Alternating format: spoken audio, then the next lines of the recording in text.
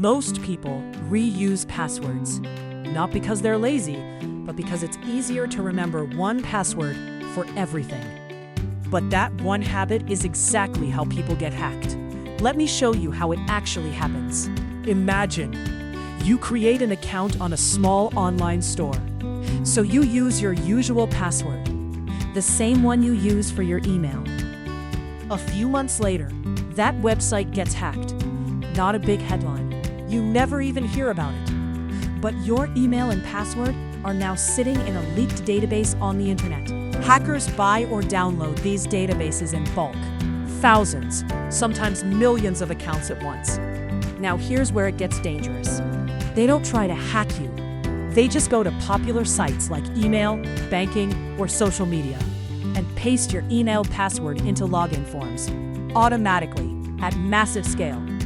This is called credential stuffing, and it works way more often than you think. Because if you reuse that password, they don't need to guess anything. They just walk right in. First, your email account. Once they're in, they reset passwords for other accounts. Your Instagram, your PayPal, even your online banking.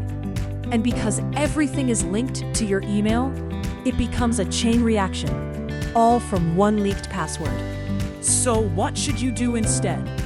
Use a different password for every important account, especially your email, banking, and anything with personal data. Because today, it's not about how clever your password is. It's about making sure one mistake doesn't unlock everything. Follow for more simple tech tips. Tech made easy, because not everyone is a tech nerd.